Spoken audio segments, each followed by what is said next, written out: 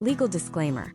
The following content is strictly for informational, educational, and entertainment purposes only. This presentation does not constitute financial, investment, legal, or tax advice. The strategies, concepts, and data presented herein are generalized and may not be suitable for your specific business structure, financial situation, or risk tolerance.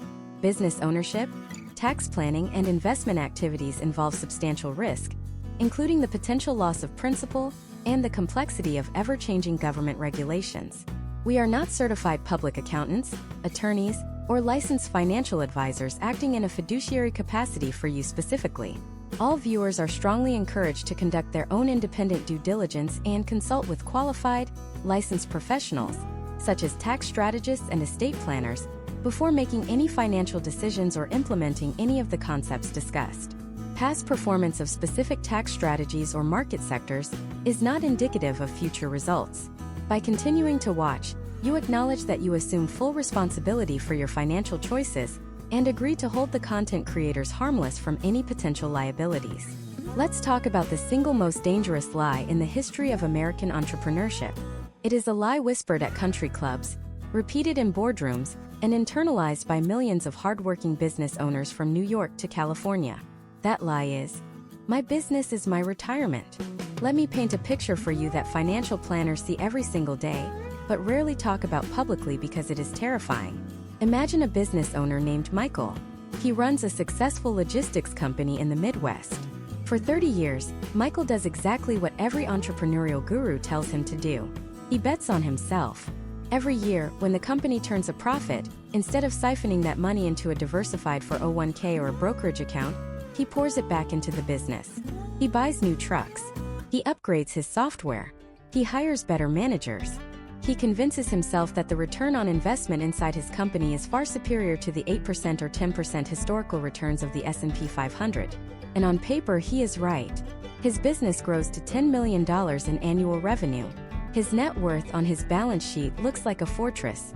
He believes he is sitting on a gold mine that he will sell at age 65 for a 5x multiple of EBITDA, walk away with $5 million cash, and sail into the sunset. But here is the brutal reality that hit Michael, and hits thousands of owners every year. When Michael turned 65 and listed his business for sale, he didn't find a buyer in a week. He didn't find one in a month. Took 2 years. Why? Because the market shifted. Interest rates rose, making leverage expensive for potential buyers. When an offer finally came in, it wasn't for the $5 million he projected. The buyers looked at his books and found that without Michael running the day-to-day operations, the business wasn't an asset, it was a job. They offered him $2 million, structured as an earn-out over 5 years, meaning he had to keep working to get paid.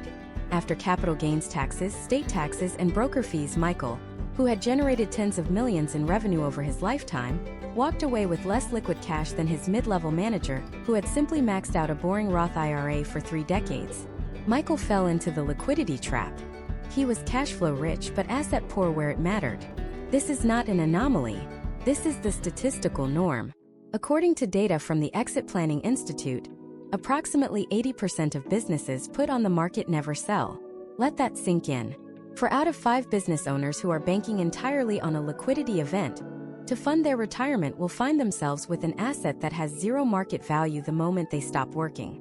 If your retirement plan is solely, I will sell the company, you are essentially gambling your entire financial future on a single spin of a roulette wheel where the house has an 80% edge against you. But it gets worse.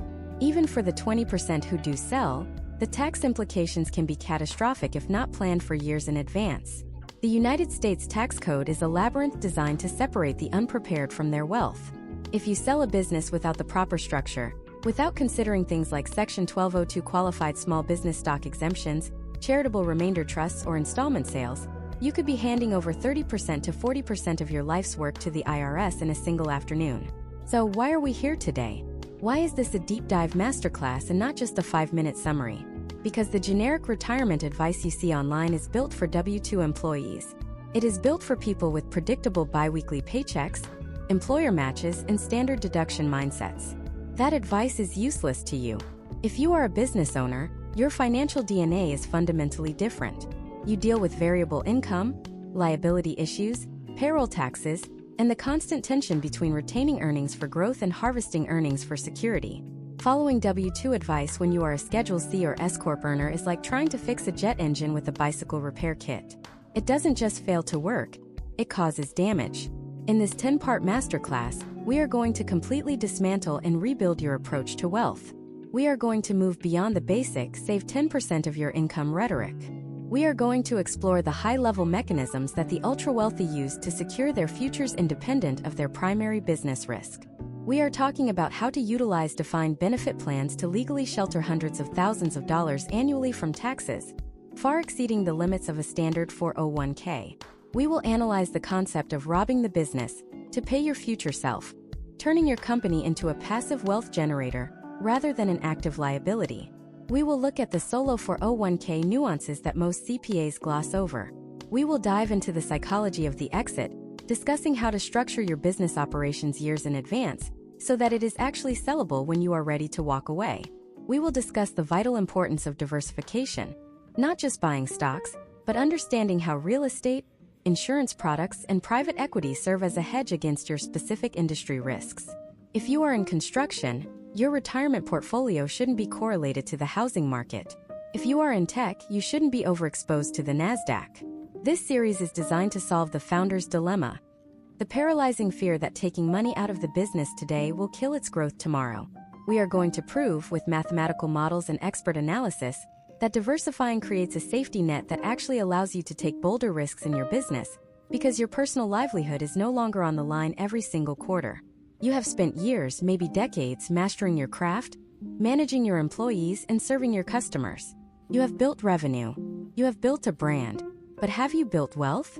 True, transferable, liquid, spendable wealth?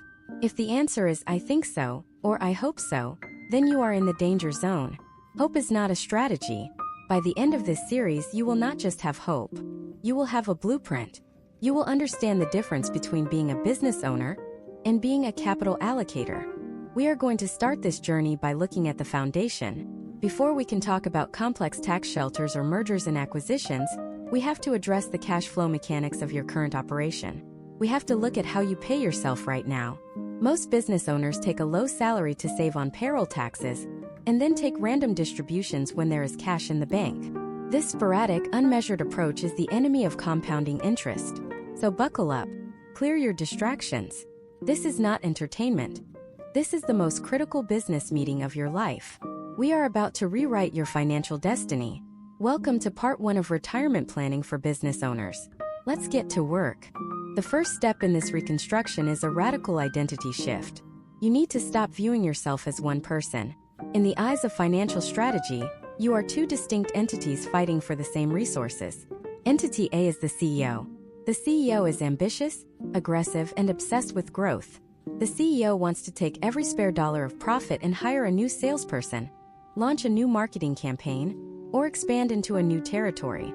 The CEO believes that the return on investment within the company will always beat the stock market. Entity B is the shareholder. The shareholder does not care about your marketing campaign. The shareholder cares about one thing: return on capital and risk mitigation. The shareholder wants a dividend. The shareholder wants to know that if the CEO drives the bus off a cliff tomorrow, the shareholder's family will still eat. The problem with 99% of small business owners in America is that the CEO bullies the shareholder. The CEO takes 100% of the capital, promising a massive payoff someday, leaving the shareholder with nothing but a paper asset that is entirely illiquid. To fix this, we have to audit your payroll strategy. This is where we see the most common, mathematically devastating mistake made by owners of S-Corp and LLCs taxed as S-Corp. It is the low salary trap. Let's look at a case study. Imagine a graphic design agency owner named Sarah. Sarah's business nets $300,000 a year in profit. Her accountant, looking to save her money on taxes today, advises her to take a reasonable salary that is on the lower end of the spectrum. So Sarah pays herself a W-2 salary of $50,000. The remaining $250,000 she takes as a shareholder distribution. Why do they do this? To save on self-employment tax. By taking the money as a distribution rather than salary, she avoids the 15.3% FICA tax on that $250,000. That is a savings of roughly $38,000 a year. On the surface, this looks like a win. The accountant pats himself on the back, and Sarah feels like a savvy business owner. But here is the invisible cost that destroys her retirement capacity. The IRS limits how much you can contribute to tax-advantaged retirement accounts based on your earned income, which usually means your W-2 salary, not your distributions. If Sarah wants to maximize a solo 401k, her ability to contribute is tethered to that $50,000 salary. The employer portion of the contribution is generally capped at 25% of the W-2 salary. 25% of $50,000 is only $12,500. If Sarah had paid herself a $150,000 salary, she would have paid more in payroll taxes, yes. But she would have unlocked the ability to contribute $37,500 as an employer match, plus her employee deferral. By suppressing her salary to save $38,000 in taxes today, she effectively destroyed her ability to shelter massive amounts of wealth in a tax-free or tax-deferred environment for the next 30 years. She stepped over dollars to pick up pennies. Over a 20-year horizon, the compounding growth on that missed tax-advantaged space could theoretically amount to millions in lost net worth. This is the tax tail wagging the wealth dog. You must stop making decisions solely to minimize this year's tax bill and start making decisions to maximize your lifetime net worth. Sometimes, paying more payroll tax is the admission fee for accessing high-limit wealth shelters. Now let's move to the second foundational pillar, the allocation discipline. Most business owners treat retirement savings as a residual activity. They tell themselves, I will save whatever is left over at the end of the quarter. But as per Parkinson's law, expenses always rise to meet income. There is never anything left over. There is always a server that needs upgrading or a client dinner that needs to be expensed. You need to invert this equation. You must implement a wealth tax on your own gross revenue, not profit, revenue. Imagine if the government raised the sales tax by 2% tomorrow. Would you close your doors? No. You would grumble, adjust your pricing, and keep moving. You need to impose that same mandatory tax on your business, but remit it to your future self. Let's look at the mathematics of the safety net paradox. Many owners fear that pulling cash out of the business slows down growth. They think, if I take $50,000 out to put in an index fund, that's $50,000 I can't spend on ads. That is true. But let's look at the psychological impact of liquidity. Consider two business owners in the same volatile industry. Let's say custom home building. Owner A keeps everything in the business. He has $50,000 in his personal checking account and a business worth $5 million on paper. Owner B has been siphoning off profits for a decade. He has $2 million in a diversified portfolio of stocks and bonds, and a business worth $4 million. A recession hits. New home orders drop by 60% overnight. Owner A is in a state of panic. His entire net worth is tied to the business, which is currently bleeding cash. He makes decision out of fear. He lays off key staff too early to save cash, damaging his culture. He cuts marketing to zero. He bids on low-margin projects just to keep the lights on, cluttering his pipeline with bad clients. He operates from a position of weakness. Owner B looks at the recession differently. He has $2 million liquid. His personal lifestyle is secure for the next 10 years regardless of what the business does. He doesn't panic. Instead, he sees opportunity. While his competitors are cutting marketing, he doubles his ad spend because ads are cheaper during a recession. He hires the top talent that Owner A just fired. He refuses low-margin work because he doesn't need the cash flow to pay his mortgage.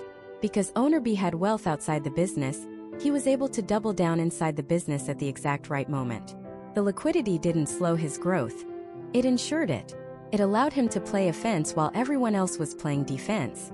This is the paradox.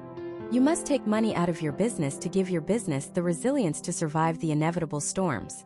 This brings us to the concept of diversification of risk profiles. Your business is likely a high-risk, high-return asset. It is what we call a concentrated position. If you are in tech, your business is correlated to the tech sector. If you are in logistics, you are correlated to fuel prices and consumer demand. If you take your profit and invest it in things that are correlated to your business, you are doubling your risk exposure. If you own a construction company and you use your profits to buy raw land for development, you have not diversified. You have just leveraged up on the same bet. If the housing market crashes, both your income and your assets implode simultaneously. True wealth preservation requires you to buy assets that hate your business. You want assets that zig when your business zags. Or, at the very least, assets that simply don't care what your business does. The S&P 500 does not care if your local logistics company loses its biggest client. A rental property in a different state does not care if your software gets a bad review. So we have established two non-negotiables.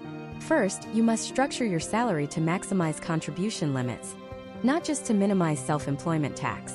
Second, you must systematically extract capital from the business to create an external fortress of solitude that allows you to operate without fear. But this leads us to the mechanical question that stumps everyone. Once you extract that cash, once you actually wire the money from your business operating account to your personal side, where exactly does it go? You cannot just put it in a savings account. Inflation, currently eroding purchasing power at a historical rate, will eat it alive. You cannot just buy stocks in a regular brokerage account without getting hammered by capital gains taxes every time you rebalance. You need a container, a tax-privileged vessel that shields your money from the IRS while it grows. And this is where the confusion sets in. You have heard the acronyms: SEP IRA, Simple IRA, Solo 401k, Defined Benefit Plan, Cash Balance Plan.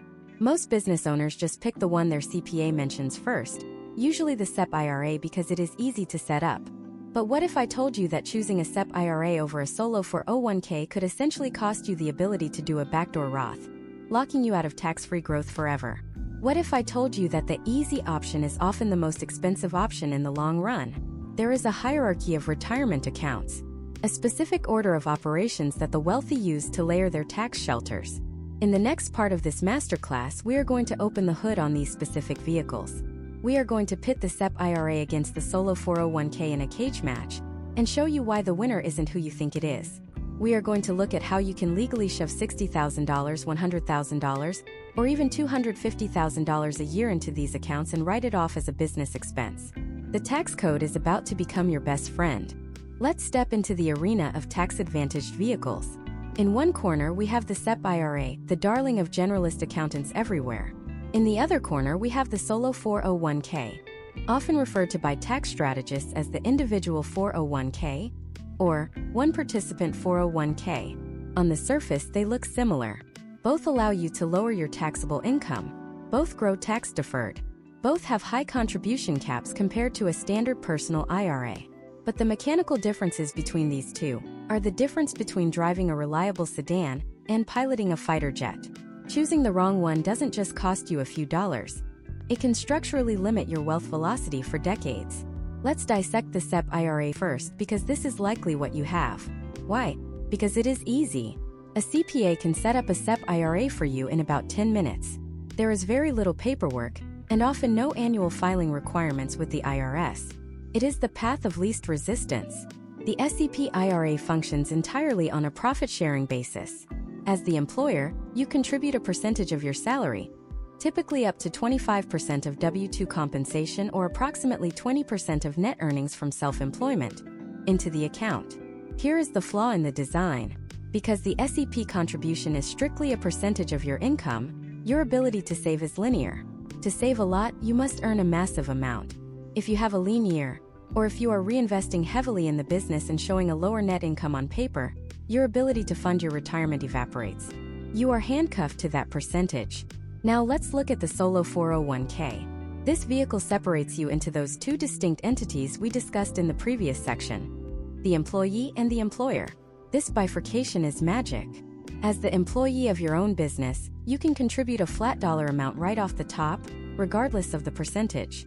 As of the 2024 tax year, that is up to $23,000. If you are age 50 or older, you get a catch-up contribution, bringing that employee portion even higher. This is the elective deferral. Then, on top of that, as the employer, you can add the same profit-sharing percentage that the SEP offers, up to 25% of W-2 wages. Let's run the math to see why this matters. This is where the contribution efficiency comes into play. Imagine a consultant named David. David runs a lean S-Corp and pays himself a W-2 salary of $80,000. He wants to shelter as much cash as possible to lower his personal tax bill. If David has a SEP IRA, he is limited to the employer side only. 25% of $80,000 is $20,000. That is his hard cap. He shelters $20,000. If David has a Solo 401k, the math changes drastically. First, He puts in his $23,000 as an employee deferral.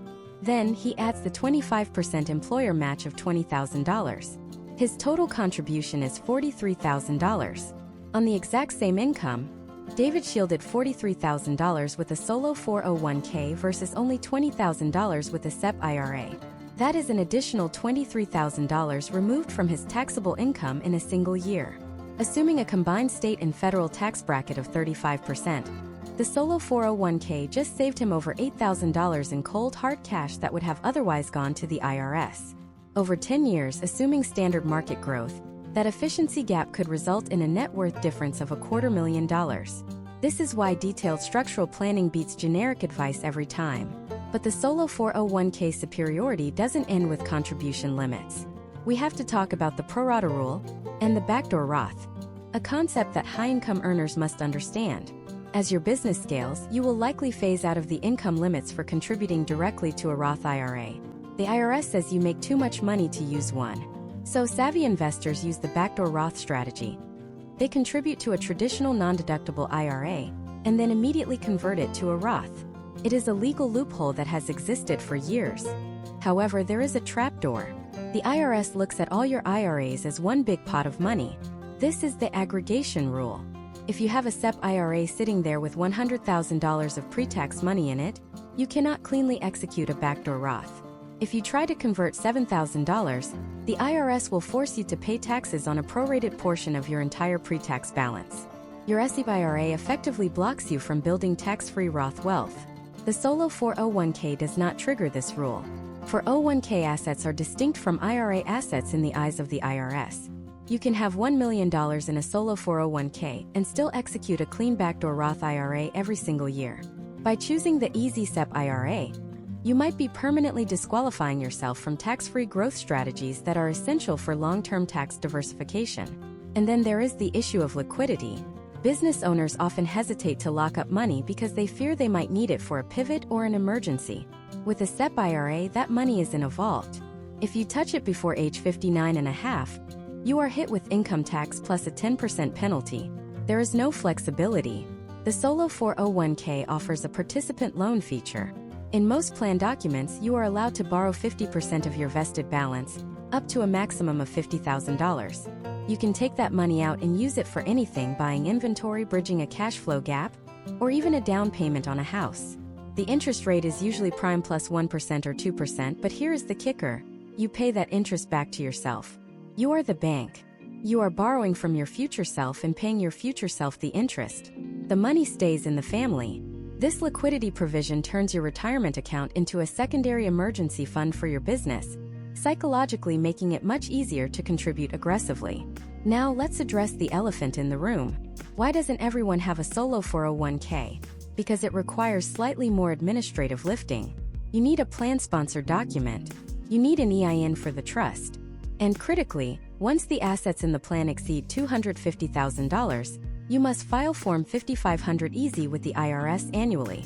If you forget to file this form, the penalties are draconian. They can go up to $250 per day, capped at $150,000. This scares people. But let's be real. You are a business owner. You file payroll taxes. You file corporate returns. You manage complex logistics.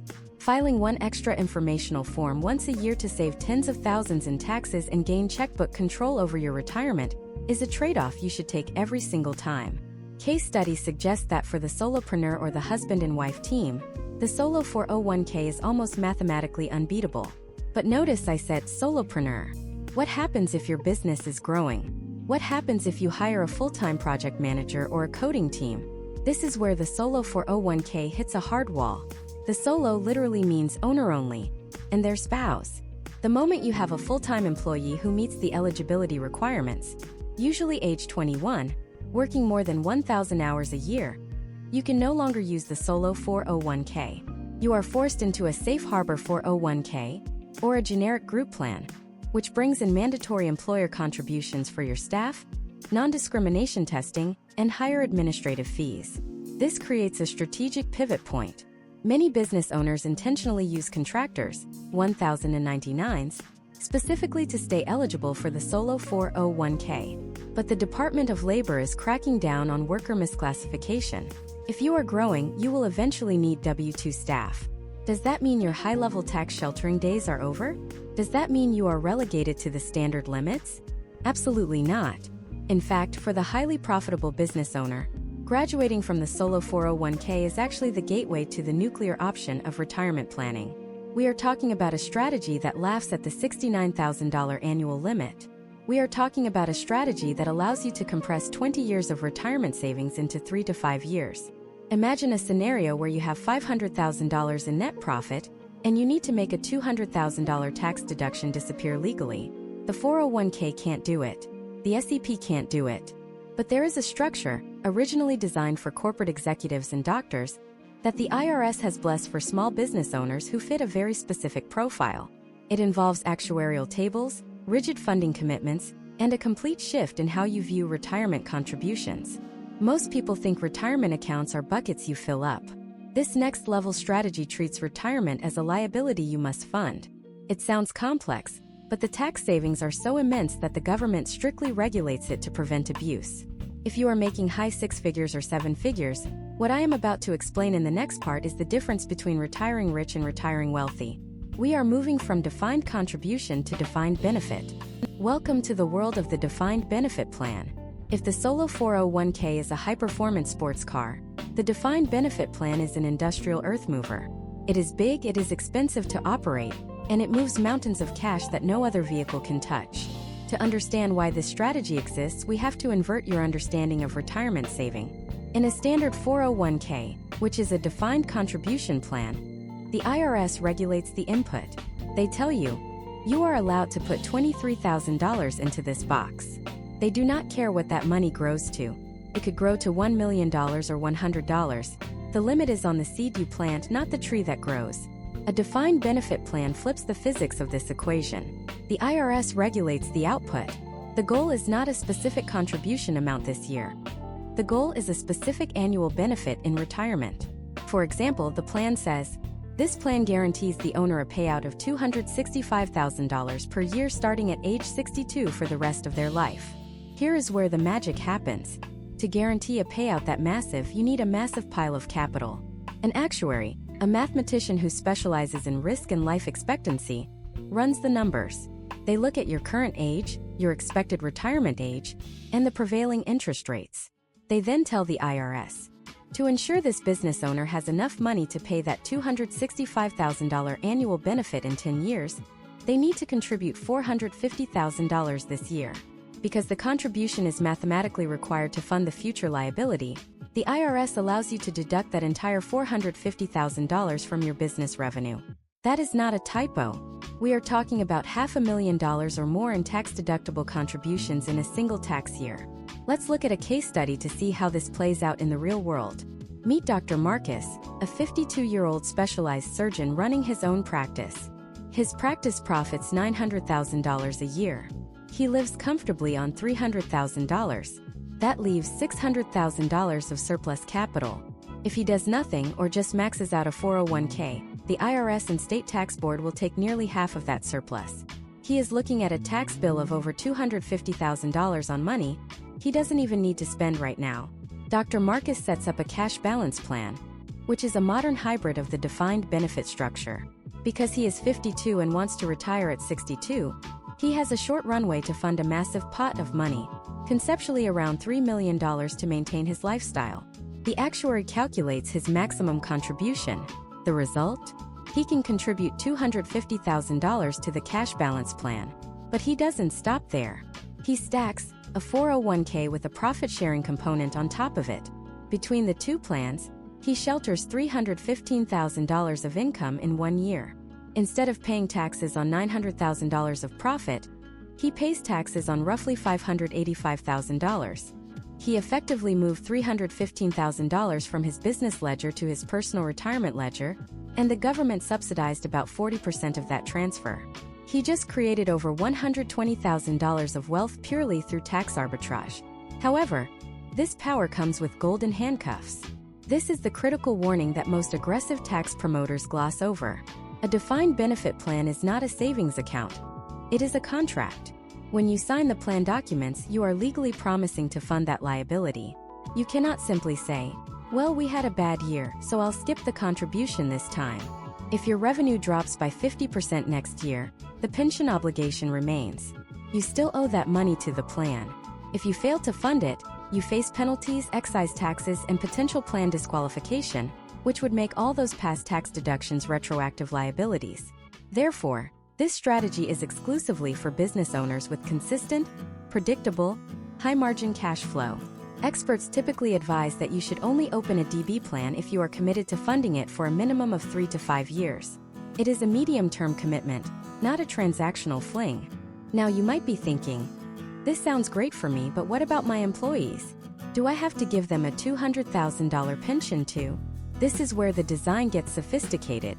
You do have to include eligible employees. The IRS non-discrimination testing requires it. However, the rules allow for different classes of participants. You can structure the plan so that the owner receives the vast majority of the benefit, often 85% to 90% of the total contribution pot, while the employees receive a guaranteed contribution of roughly 5% to 7.5% of their salary. Let's go back to Dr. Marcus. He has a receptionist and a nurse. To make his $315,000 contribution work, the actuaries calculate that he needs to contribute $15,000 total to his staff's retirement accounts. Some owners balk at this. They say, "I don't want to spend $15,000 on my staff." This is small-minded thinking. Look at the math. You are spending $15,000 on your staff to save $120,000 in personal taxes. That is an 800% return on investment. Plus, you just gave your employees a massive retention bonus that makes them think twice about leaving for a competitor. You have turned a tax cost into a culture asset. The cash balance variation of these plans is particularly potent because it removes the confusion of traditional pensions. In a traditional pension, the employee just knows they get a monthly check eventually. In a cash balance plan, they have a hypothetical account balance. They can log in and see, "I have $40,000 in here." It feels like a 401k to them, but it has the contribution limits of a pension for you. It is the best of both worlds. But there is another layer to this onion. We have talked about getting the money in. What happens once the money is there? In a typical scenario, the plan trustee, which is you, opens a brokerage account and buys index funds. That is fine. It is safe. But many business owners are control freaks by nature. They don't trust the stock market. They understand tangible assets. They understand leverage. Did you know that your retirement plan can be its own bank? Did you know that a properly structured qualified retirement plan, QRP, can step outside the world of stocks and bonds entirely? Imagine this scenario. You run a manufacturing business. You currently rent your warehouse for $10,000 a month. That is $120,000 a year leaving your business and going to a landlord. What if your retirement plan bought the building? This is not a loophole. This is a strategy used by the ultra-wealthy for decades. Your cash balance plan or 401k purchases the commercial real estate. Your business then pays rent to the retirement plan. Think about the circular flow of money here. Your business gets a tax deduction for paying rent. That rent check goes into your retirement account. Inside the retirement account, rental income is generally tax-deferred or tax-free in a Roth. You are effectively paying rent to yourself, turning a business expense into a personal retirement asset, all while removing the asset from your personal liability sheet. But doing this requires navigating a minefield of prohibited transactions. One wrong step, one personal use of the property, one sweetheart deal on the rent price, and the IRS can nuke the entire arrangement, treating the entire account balance as a distributed taxable event. The concept we are approaching here is checkbook control and self-directing. It unlocks the ability to invest in real estate, private equity, precious metals, and even crypto within your tax-sheltered fortress. But it is not for the faint of heart, and the rules are rigid. Most financial advisors will never tell you about this because they can't charge a 1% management fee on a warehouse you own. They want you in their mutual funds. But you are not here for average advice. You are here to structure a dynasty. So, how do you actually execute a self-directed strategy without triggering an IRS audit that destroys you? How do you buy a building or a stake in a startup using retirement funds legally? And more importantly, how do you get that money out when you are finally done, without the taxman taking the 40% cut we work so hard to avoid? In Part 5, we are going to leave the traditional financial system behind. We are going to look at alternative assets inside retirement plans and the specific legal structures like the LLC wrapper that you need to hold them safely. We are about to turn your retirement plan from a passive savings bucket into an active investment firm. We are now entering the operational phase of the family bank. This is where we strip away the restrictions of Wall Street and hand you the keys to your own private equity firm. Most business owners believe that their retirement money is stuck in a digital prison, only allowed to visit the stock market or the bond market. They believe they have to wait until they are 59 and a half to touch it, and until then they are at the mercy of market volatility. This is false. The IRS code does not mandate that you invest in stocks. It mandates that you invest in assets. The distinction is massive. The reason you think you can only buy stocks is because big box custodians, the Vanguards and Fidelities of the world, only sell stocks. They are not set up to hold the deed to a rental property or a promissory note from a private loan. To them, those assets are administratively burdensome, so they simply don't offer them. To break free, you need a self-directed structure. But we are not just talking about opening an account with a niche custodian. We are talking about the checkbook control strategy using a specialized LLC. Here is the mechanical step-by-step of how this works. It is a strategy often used by real estate tycoons and angel investors. Step 1. You establish a solo 401k or a self-directed IRA with a custodian that allows for alternative assets. Step 2.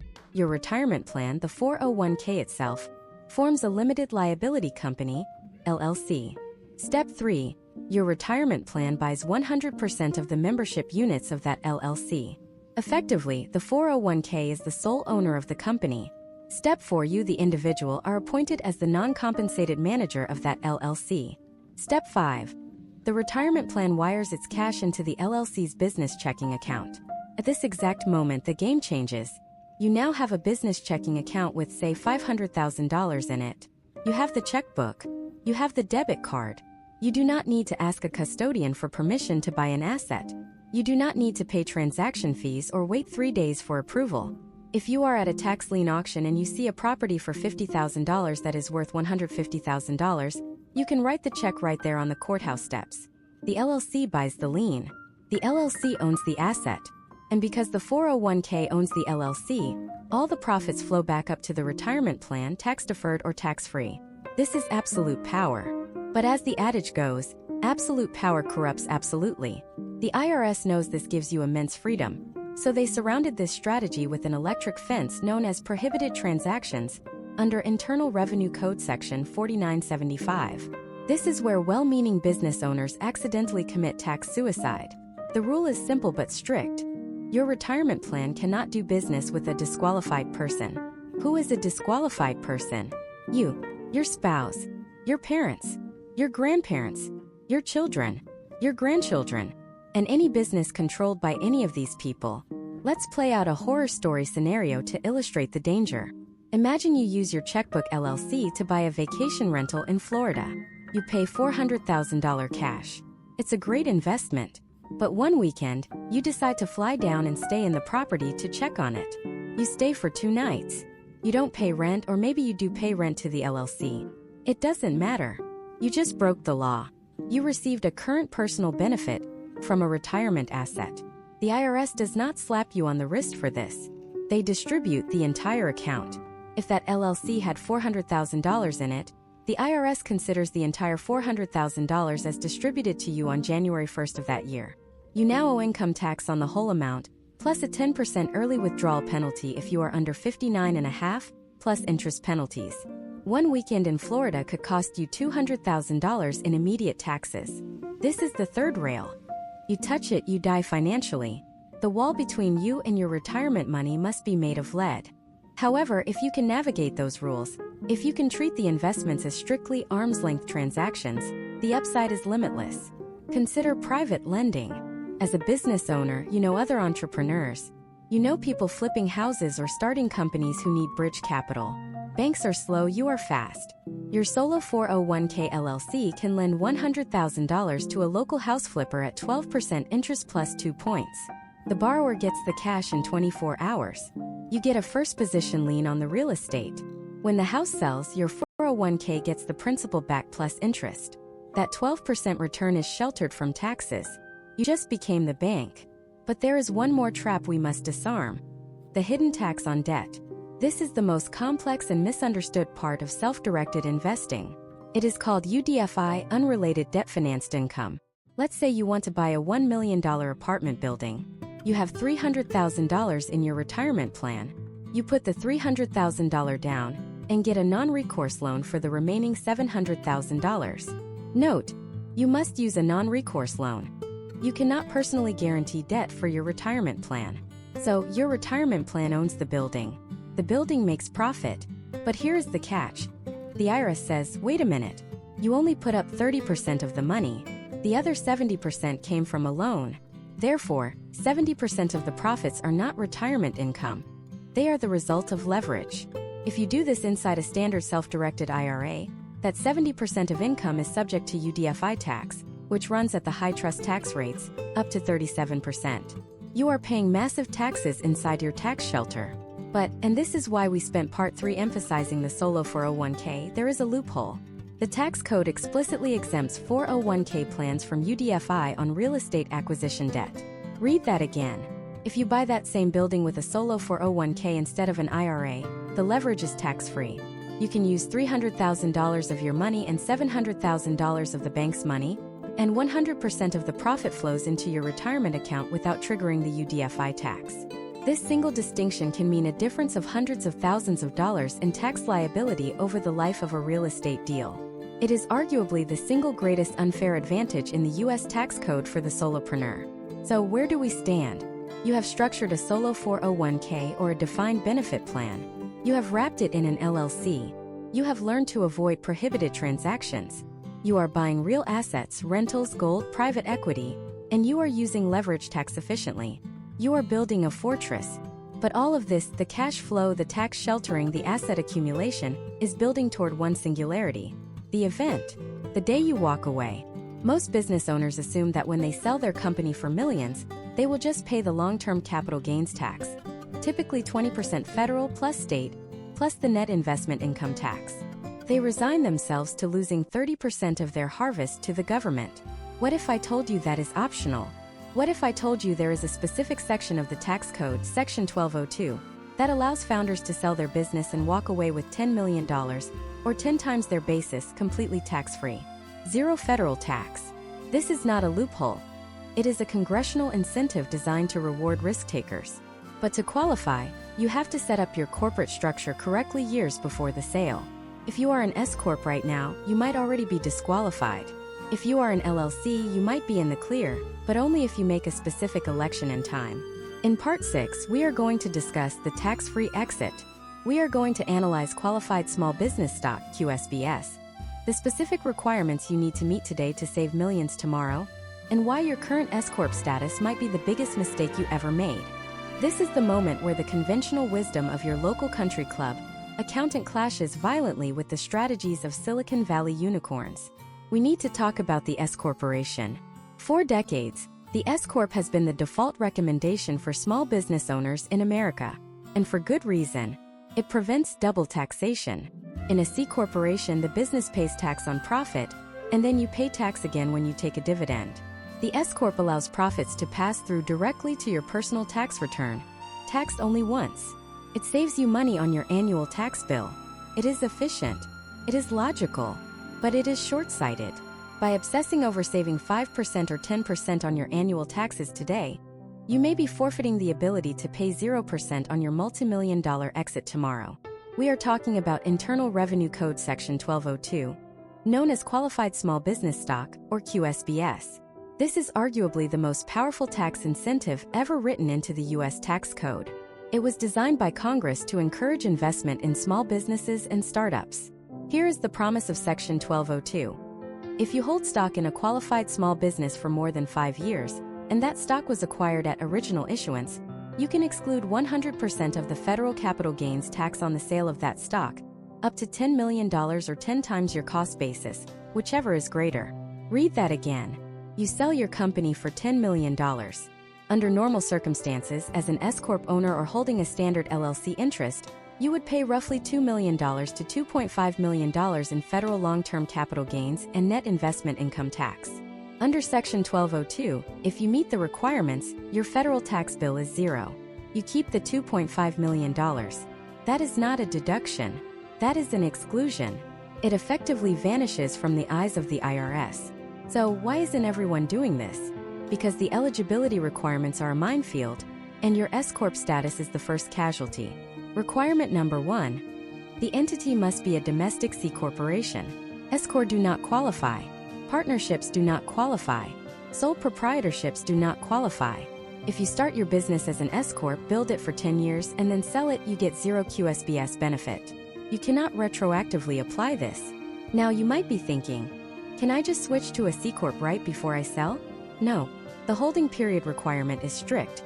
You must hold the C-Corp stock for a minimum of 5 years. If you convert your S-Corp to a C-Corp today, the clock starts today. And here is the kicker. The exemption only applies to the appreciation after the conversion.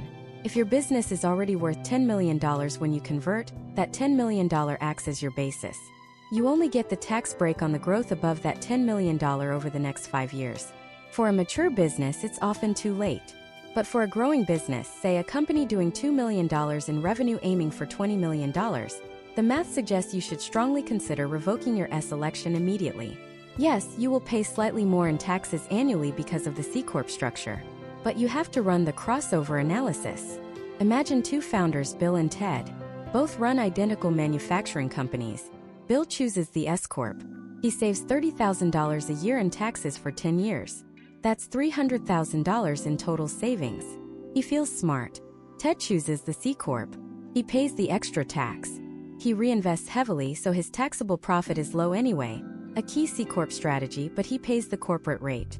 After 10 years, both sell for $10 million. Bill, the S-Corp owner, pays $2.4 million in federal taxes on the sale. Ted, the C-Corp owner with Section 1202 stock, pays $0.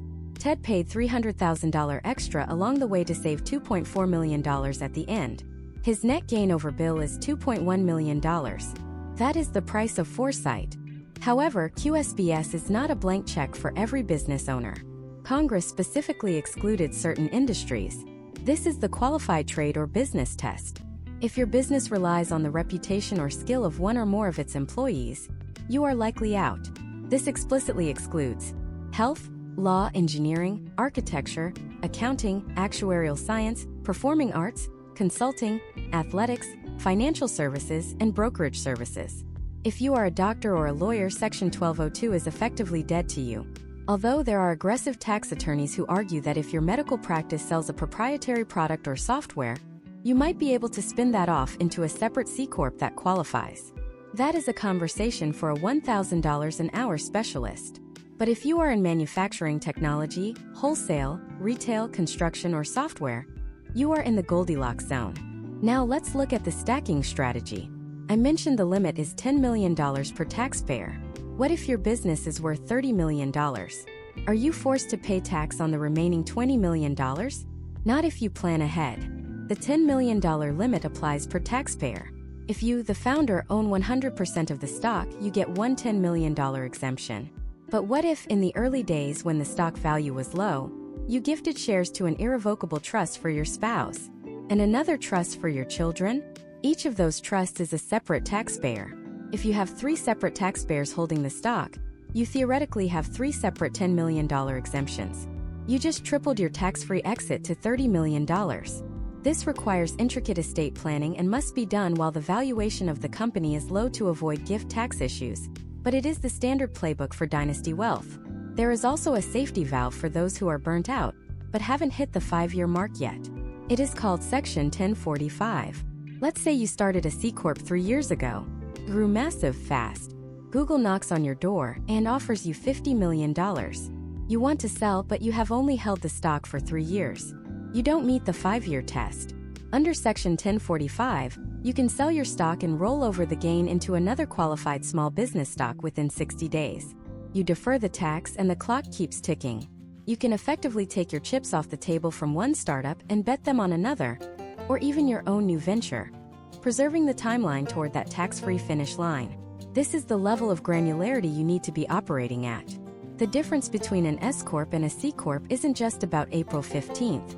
It's about the single biggest check you will ever receive in your life. But let's be realistic.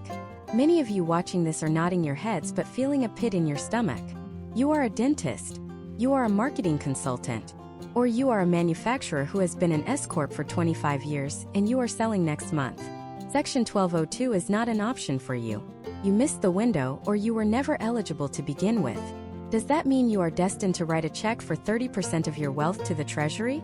Absolutely not. If Section 1202 is the scalpel, what I am about to show you next is the sledgehammer. It is a strategy that works for almost any asset: real estate, S Corp stock, crypto, or even a portfolio of high-yield bonds. It allows you to sell the asset, pay zero capital gains tax in the year of the sale, and receive a stream of income for the rest of your life. We are moving from the world of exclusions to the world of deferral. We are going to talk about how to legally sell your business to a structure that you control, receive a full tax deduction for the donation, and still live off the income. In Part 7, we unlock the Charitable Remainder Trust, CRT, and the Installment Sale Trust. If you thought 1202 was powerful, wait until you see how you can turn a tax bill into a family legacy. For the dentists, the consultants, the agency owners, and the S Corp veterans who just watched the previous section and realized Section 1202 isn't for them, welcome to your redemption arc. You haven't been left behind. You just require a different set of keys to unlock the Treasury.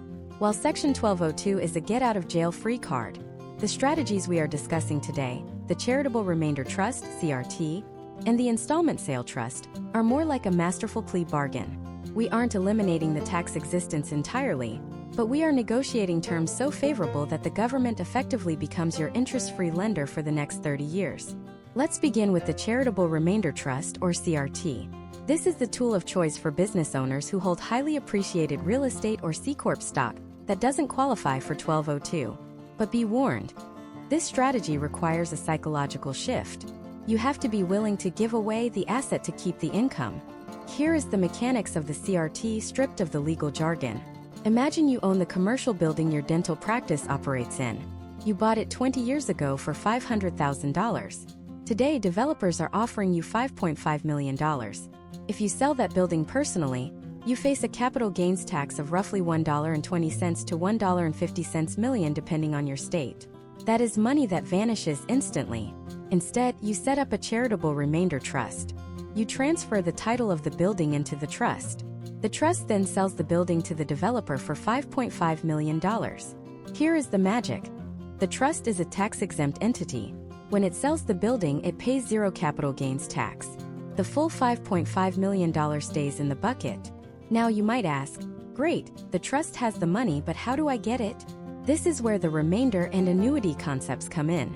You designate yourself as the income beneficiary.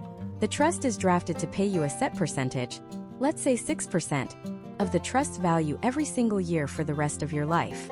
On $5.5 million, that is a $330,000 annual paycheck. And here is the critical part.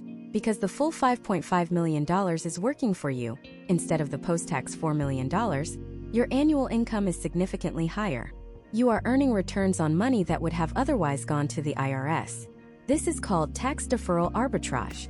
You do pay income tax on that $330,000 as you receive it, but you have spread that tax bill out over your lifetime, keeping you in lower brackets and allowing the principal to compound uninterrupted.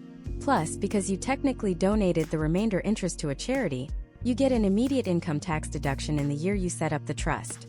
You can use this deduction to offset the income from your final year of business operations. It is a double win. But I can hear the objection already.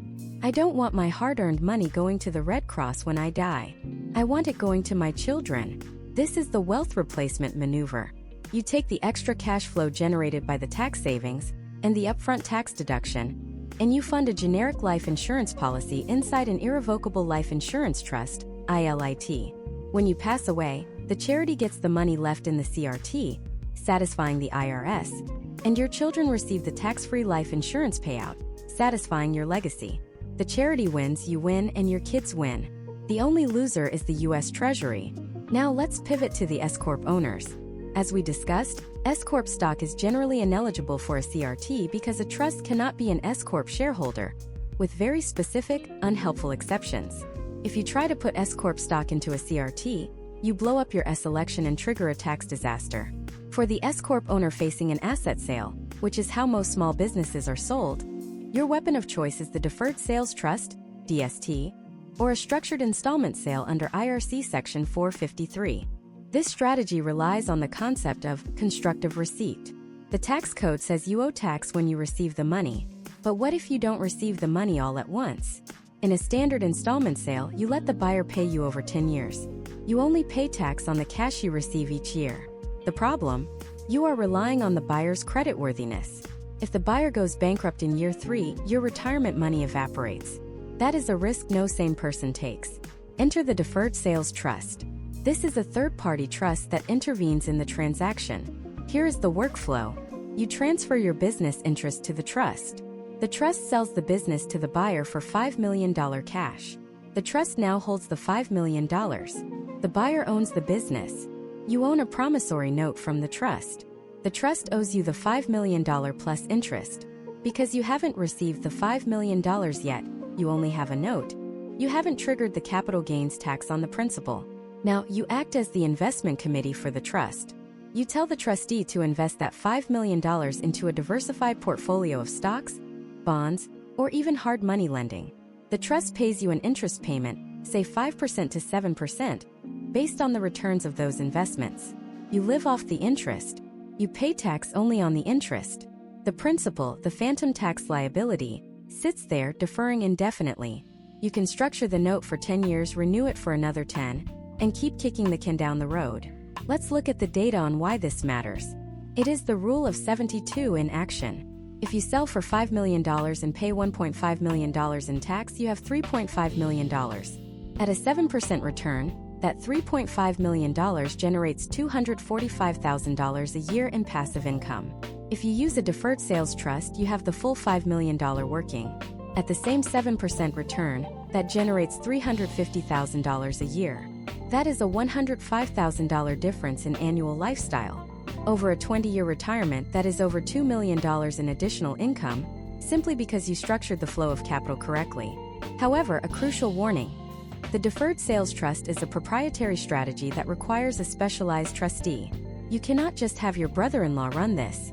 It must be a bona fide third-party relationship to avoid the IRS arguing that the trust is a sham. The fees can be high, often 1% to 1.5% annually.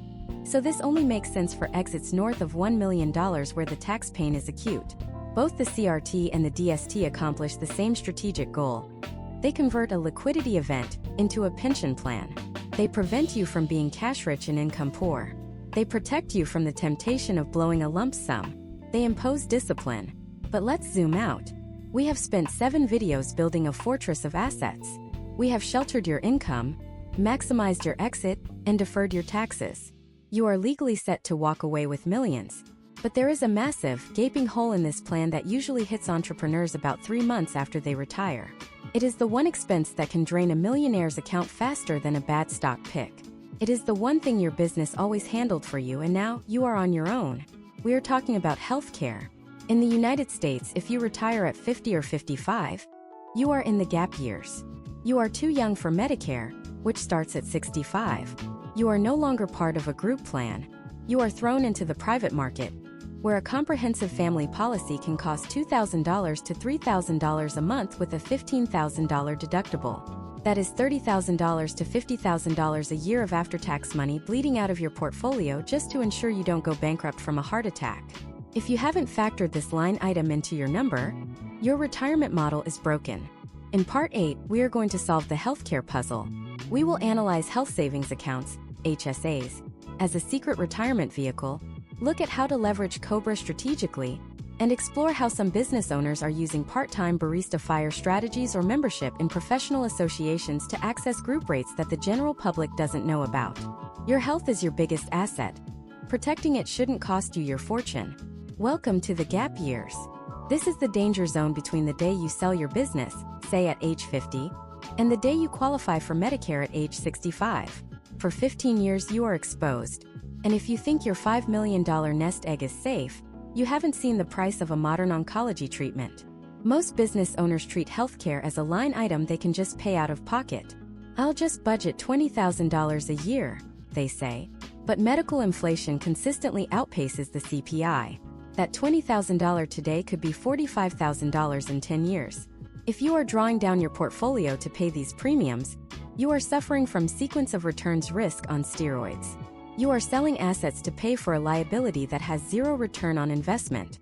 We need to engineer a solution that removes this liability from your personal balance sheet. We start with the stealth retirement account that you probably already have, but are using completely wrong. The health savings account, HSA. 95% of people use the HSA as a pass-through. They put $100 in, they spend $100 on flu medicine. This is a waste. You need to stop spending your HSA money. The HSA is the only vehicle in the U.S. tax code with a triple tax advantage. Tax deduction on the contribution, tax-free growth on the investments, tax-free withdrawal for medical expenses. Here is the shoebox strategy. Let's say you are 40 years old. You max out your HSA every year. For a family in 2025, that's around $8,550. You invest that money in S&P 500 index funds inside the HSA. You do not touch it.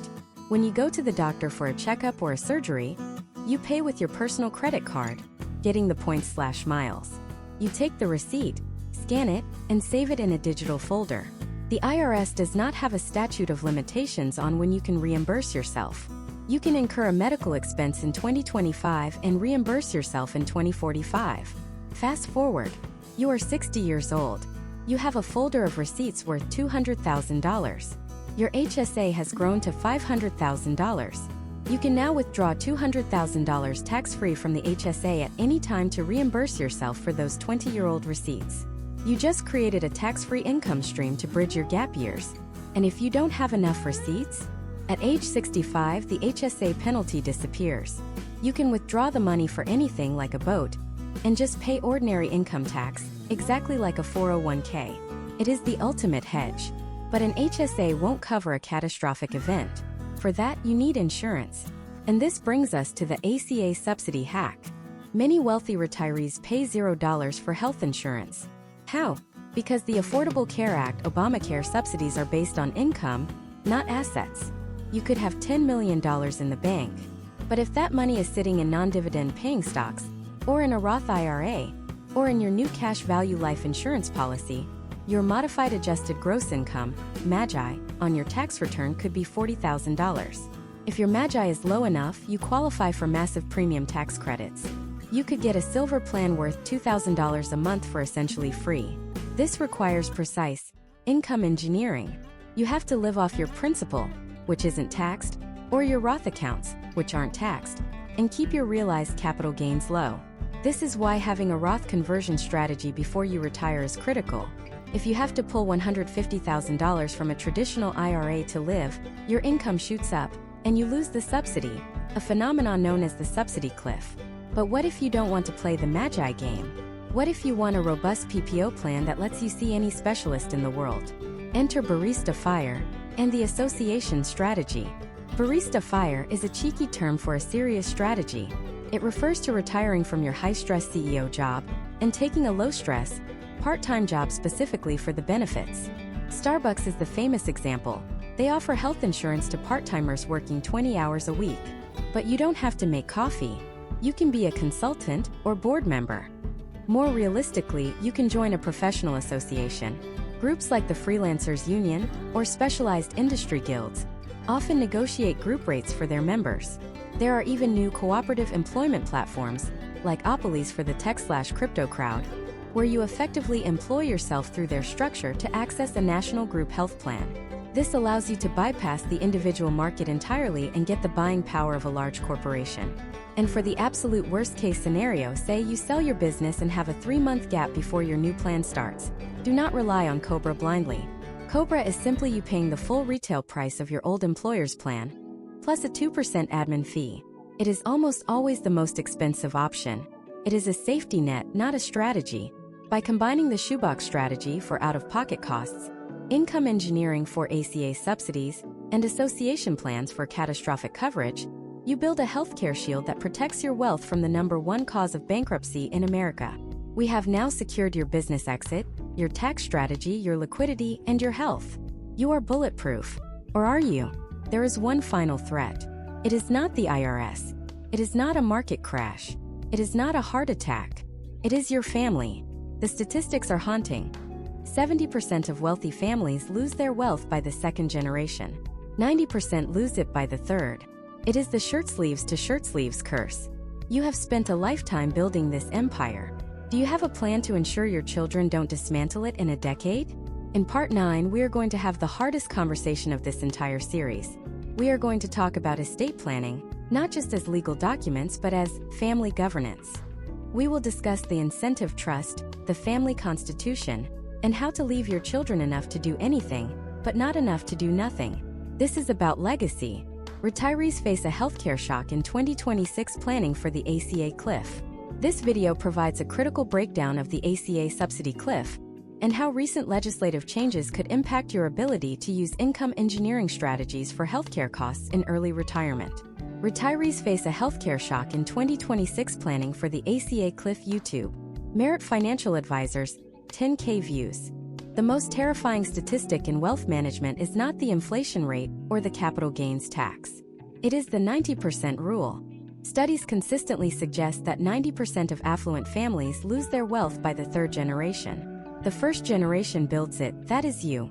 The second generation maintains it, often nervously. The third generation consumes it. They did not see the sweat equity. They only see the credit card limit. They are not producers, they are consumers. And consumption without production is a mathematical death spiral. If you hand a 21-year-old a check for $5 million, you are not giving them freedom.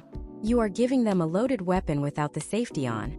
You are robbing them of the most important sensation a human being can experience: the feeling of earning their place in the world. To prevent this, we have to move beyond standard estate planning. Most lawyers will draft a will and a revocable living trust for you. These documents are simply logistics.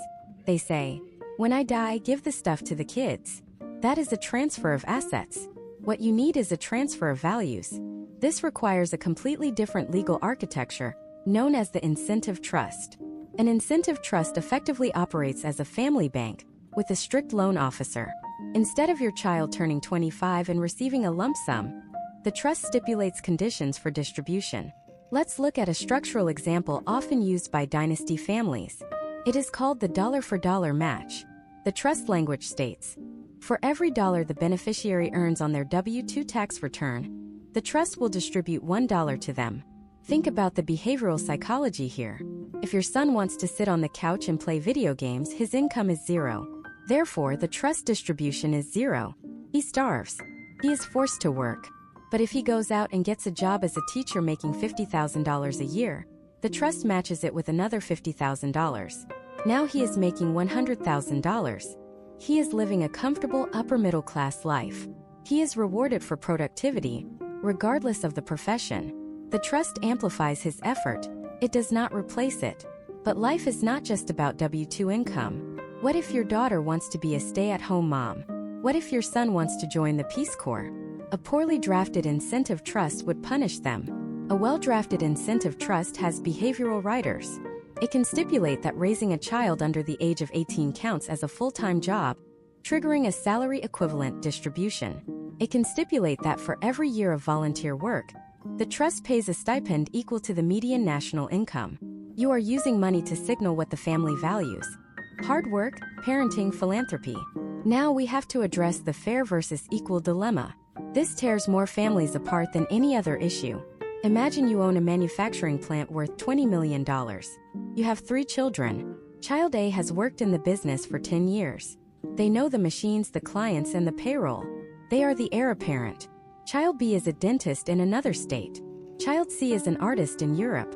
If you leave the business equally to all 3, 33% ownership each, you have just created a war. Child A is doing all the work, but Child B and C can outvote them 2-1. Child B and C want dividends to buy houses. Child A wants to reinvest profits to buy new machinery. The incentives are misaligned.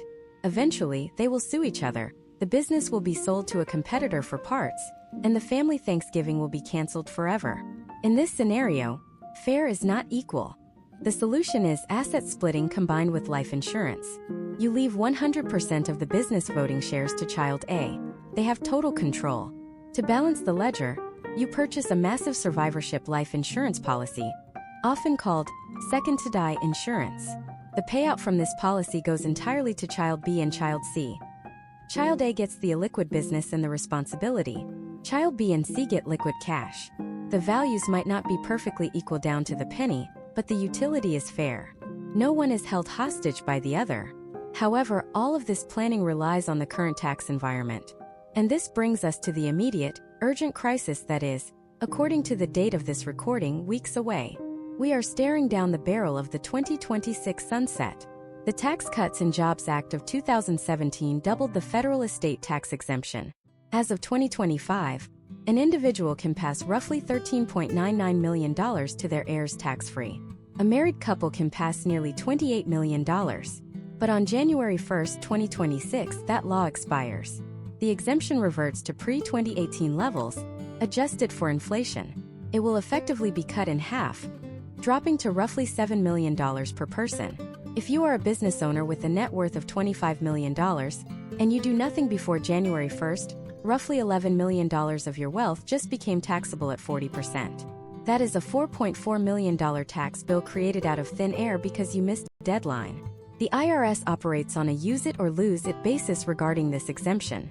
You cannot say, well, I died in 2030, but I had the exemption back in 2025. No, you have to lock it in while the law exists. How do the ultra-wealthy lock it in? They use the Spousal Lifetime Access Trust, SLAT. Here is the SLAT strategy. The husband takes $13 million of assets, maybe stock in the business, maybe real estate, and gives it irrevocably to a trust for the benefit of his wife. Because he used his 2025 exemption, no gift tax is due. He has removed $13 million, plus all future growth on that $13 million, from his taxable estate forever. But here is the kicker. His wife is the beneficiary. She can access the money. And since he is married to her, he indirectly benefits from the money. If they need to buy a vacation home, the trustee distributes money to the wife and she buys the house. He effectively moved the money out of the tax net without losing the ability to enjoy the lifestyle it provides. But this window is closing. The attorneys who draft these trusts are already overwhelmed. If you are watching this in late 2025 and you haven't executed a SLAT or a similar, intentionally defective grantor trust IDGT, you are standing on the tracks and the train is coming. But legal documents are cold. They lack soul. The final layer of protection is the family constitution. This is not a legal document. It is a moral one. It is a literal manifesto written by the founders. It answers the question, what is this money for? Is it for leisure? Is it for political influence? Is it for charitable impact? Case studies of families like the Rockefellers suggest that regular family assemblies are critical. This is not a dinner conversation. This is a formal board meeting. You rent a conference room. You fly everyone in. You educate the 16-year-olds on how to read a balance sheet. You explain the history of the grandfather who started the company in a garage. You instill the stewardship mentality, the idea that they do not own the money, they are merely managing it for the next generation. You also have to decide on the transparency setting. Do you tell your kids they are rich? The silent trust approach keeps the beneficiaries in the dark until they are 30 or 35, hoping they develop a work ethic in the vacuum of information. The open book approach brings them into the fold at 18, arguing that secrets create anxiety and sudden wealth syndrome. Most experts advise a graduated path. You don't show them the full balance sheet at 18, but you show them the charitable giving budget. You let them decide where $10,000 goes. You train the muscle. We have covered an immense amount of ground. We have fixed your salary structure. We have built tax shelters. We have diversified into real estate. We have planned the exit. We have protected your health. And now we have secured the legacy for your children. But there is one piece missing. It is the piece that connects all these mechanical strategies into a coherent life philosophy. It is the answer to the question, when is it enough? You can save millions in taxes, but if you are miserable, anxious, and working 80 hours a week until the day you drop dead, you haven't won the game. You have lost it. In the final installment, Part 10, we are going to synthesize everything into the Freedom Roadmap. We are going to calculate your specific exit number using a proprietary formula that accounts for inflation, tax drag, and lifestyle creep. We are going to discuss the psychological transition from who am I being defined by your business to who am I being defined by your life. We are bringing it all home. The day you sell your business will be the best day of your life. The day after you sell your business might be the worst. There is a phenomenon in behavioral psychology known as founder's grief. It is real, it is statistically significant, and if you do not prepare for it, it will dismantle your retirement faster than any market crash. For 30 years, your dopamine receptors have been wired for crisis management. You woke up to fires that needed putting out. You were the decision maker. You were the provider. You were the captain. Then the wire transfer hits. You sign the closing docs. You hand over the keys. You wake up the next morning, and your inbox is empty. The phone doesn't ring. No one needs you to solve a problem. The silence is deafening. Case studies from the Exit Planning Institute show that a staggering percentage of entrepreneurs suffer from severe depression within 12 months of a liquidity event. They built a fortune, but they lost their identity. They answer the question, "Who are you?" with "I used to own." This series has been about money, but money is just fuel. If you don't have a destination, you are just burning gas in the driveway. So before we calculate your final number, you must define your next act. This isn't about playing golf. Golf is a hobby, not a purpose. You need a new mission. Whether that is philanthropy, mentorship, angel investing, or starting a nonprofit, you must retire to something, not just from something. Now let's do the math. The math that determines when you can actually afford to walk away. You have likely heard of the 4% rule. This is the standard financial planning heuristic that says you can withdraw 4% of your portfolio in the first year of retirement, adjust for inflation annually, and have a high probability of not running out of money for 30 years. For a business owner, the 4% rule is dangerous. It is too simplistic. It was designed for W-2 employees with pensions and Social Security. You are different. You have lifestyle drag and tax drag that the average employee does not. Let's build the business owner's freedom formula. Step 1. Calculate your true burn rate. Right now, you likely run a lot of personal expenses through the business. Your cell phone, your car lease, your travel, your client dinners. When you sell, those expenses don't disappear. They just migrate to your personal checking account. And this is critical, you have to pay for them with after-tax dollars. If you are living on $200,000 a year now, your post-exit lifestyle might actually cost $300,000 once you factor in the loss of business deductions and the cost of private health insurance. You must audit your life honestly. Let's assume your true burn rate is $300,000 net. Step 2. The tax-adjusted multiplier. If your wealth is sitting in a traditional 401k or a deferred sales trust, every dollar you pull out is taxed as ordinary income. If you are in a high-tax state like California or New York, you might need to pull out $1.50 to spend $1. If your wealth is in a Roth Section 1202 stock or properly structured life insurance, $1 equals $1. This is why the asset location strategy we discussed in parts 3 through 6 is so vital. If you have a $300,000 burn rate and a 30% effective tax rate on withdrawals, you don't need $300,000. You need $428,000 in gross annual distribution. Step 3. The longevity safety margin. Business owners tend to live longer than the average population due to access to better healthcare and higher socioeconomic status. A 30-year horizon might be too short. You might need to fund a 40 or 50-year retirement. Experts suggest that for an early retirement pre-60, you should use a 3% withdrawal rate, not 4%. So let's run the final calculation for our hypothetical founder. Target net spend, $300,000. Gross need, tax-adjusted $428,000. Safe withdrawal rate, 3%. The calculation is $428,000 divided by 0.03. Your exit number is $14.2 million. If you sell for $10 million, you are not done. You are short. This realization is usually a shock. But it is better to be shocked now while you still own the asset and can drive growth than to be shocked 5 years into retirement when you are running out of cash. But wait, we can manipulate the variables.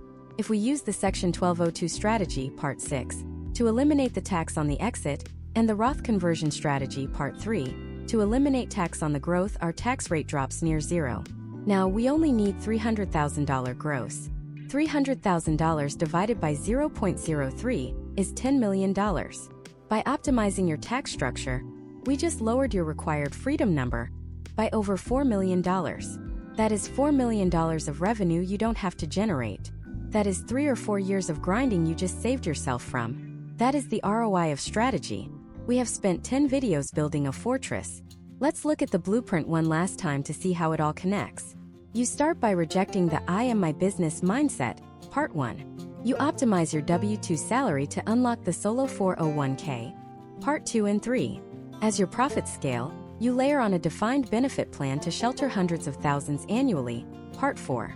You take control of those funds with a checkbook LLC to buy real assets like real estate or private credit, part 5. You structure your corporate entity as a C Corp to chase the Section 12020 tax exit, or you utilize charitable remainder trusts and installment sales to defer the tax bill on an S Corp sale, part 6 and 7. You bridge the gap to Medicare using HSAs and income-engineered ACA subsidies, part 8. And finally, you lock in the dynasty with incentive trusts and spousal lifetime access trusts to ensure the wealth empowers your children, rather than destroying them, part 9. This is not a collection of tips.